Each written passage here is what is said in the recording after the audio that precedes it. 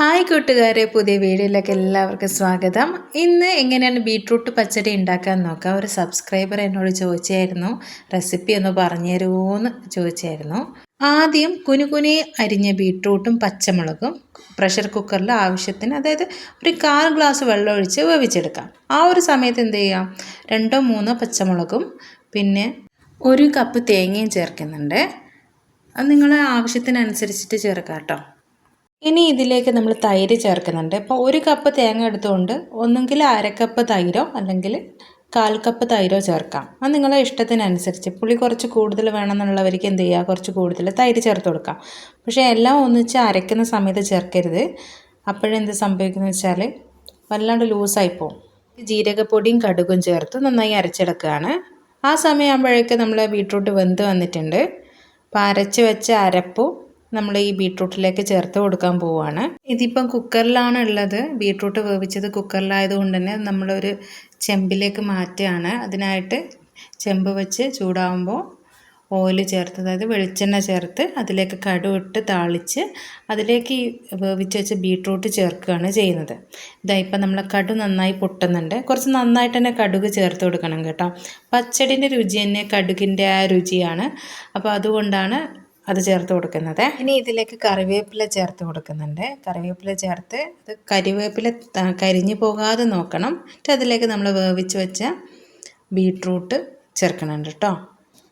Already നമ്മൾ beetroot വേവിച്ചതാണെങ്കിൽ കൂടി ഞാൻ ഇന്ന് കട്ട് ചെയ്ത് വെച്ചിരിക്കുന്ന ബീട്രൂട്ട് കുറച്ച് വലുതായി പോയിട്ടുണ്ട്. അതുകൊണ്ട് തന്നെ അത് ഉടഞ്ഞ് വന്നിട്ടില്ല.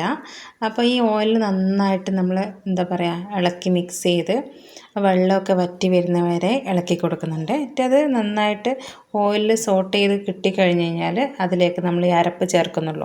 നന്നായി വറ്റി വന്നാൽ നമ്മൾ അരപ്പ് ചേർത്ത് കൊടുക്കുകയാണ് ചെയ്യുന്നത്.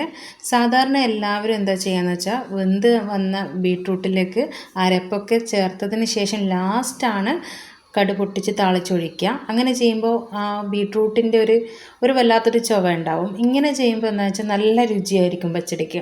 ഞാൻ പൊതുവേ ബീട്രൂട്ട് അങ്ങനെ കഴിക്കാൻ ഇഷ്ടപ്പെടുന്ന ഒരാളല്ല. പക്ഷേ എനിക്ക് ഈ പച്ചടി ഭയങ്കര ഇഷ്ടമാണ്. ഉപ്പേരി വെക്കുന്നതിനെക്കാട്ടും കൂടുതൽ ഇങ്ങനെ പച്ചടി ഉണ്ടാക്കി കഴിക്കുന്നതാണ് എനിക്കിഷ്ടം. ഇപ്പം നമ്മൾ അരപ്പ് ഒഴിച്ചിട്ടുണ്ട്. ഇനി അതിലേക്ക് നമ്മൾ കുറച്ചുകൂടി തൈര് ചേർത്ത് കൊടുക്കുകയാണ്. അപ്പോഴാണ് ആ ബീട്രൂട്ട് പച്ചടി ശരിക്കും നല്ലൊരു പച്ചടിൻ്റെ ഒരു ടേസ്റ്റിലേക്ക് വരിക. ഇതിപ്പോൾ ഇന്ന് ഉപയോഗിക്കുന്നതിനെക്കാട്ടും കൂടുതൽ നാളെ എടുത്ത് കഴിക്കുമ്പോൾ ഭയങ്കര രുചിയായിരിക്കും കേട്ടോ. അങ്ങനെ നമ്മുടെ ബീട്രൂട്ട് പച്ചടി ഇവിടെ റെഡി ആയിട്ടുണ്ട്. ഇനി നമുക്കിത് സെർവ് ചെയ്തിട്ട് കഴിക്കാം കേട്ടോ. അങ്ങനെ നല്ല ഭംഗിയായിട്ട് നമ്മൾ പച്ചടി ഇവിടെ വിളമ്പിയിട്ടുണ്ട്. ഇനി നമുക്ക് ചോറ് കഴിക്കാം. ഇന്നത്തെ ചോറിന് സ്പെഷ്യൽ ഞാനും തന്നെ ഉണ്ടാക്കിയ സാമ്പാറും ഈ ബീട്രൂട്ട് പച്ചടിയും പപ്പടവുമാണ് കേട്ടോ. എനിക്ക് ഭയങ്കര ഇഷ്ടമാണ് ഈ ഒരു കോംബോ. ഇങ്ങനെയാണെങ്കിൽ നമുക്ക് നന്നായിട്ട് ഫുഡ് കഴിക്കാൻ പറ്റും. ഒരുപാട് സന്തോഷത്തോടു കൂടി ആസ്വദിച്ചുകൊണ്ട് ഞാനൊരു ചോറ് കഴിക്കട്ടെ. സാധാരണയിൽ നിന്ന് ഇത്തിരി വ്യത്യാസമായിട്ടാണ് ഈ പച്ചടി ഉണ്ടാക്കിയിരിക്കുന്നത്. ഇങ്ങനെ ഉണ്ടാക്കി നോക്കിയിട്ട് നിങ്ങൾക്ക് ഇഷ്ടമാവുകയാണെങ്കിൽ അഭിപ്രായങ്ങൾ പറയണേ. ബീട്രൂട്ട് കഴിക്കാത്ത എന്നെക്കൊണ്ട് ബീട്രൂട്ട് ആസ്വദിച്ച് കഴിപ്പിച്ച ഒരു റെസിപ്പിയാണ് ഈ ബീട്രൂട്ട് പച്ചടി. ഞാനിതിന് മുന്നേ ഒരു ഫംഗ്ഷന് വേണ്ടിയിട്ട് ചെയ്ത് നോക്കിയതായിരുന്നു. അതിൽ നിന്ന് വ്യത്യസ്തമായിട്ട് ഞാനിങ്ങനെ ഒരു പുതിയ റെസിപ്പി ചെയ്ത് നോക്കിയതാണ്. ഇതേപോലെ എണ്ണയിൽ വഴറ്റിയെടുക്കുമ്പോൾ പ്രത്യേക രുചിയാണ്.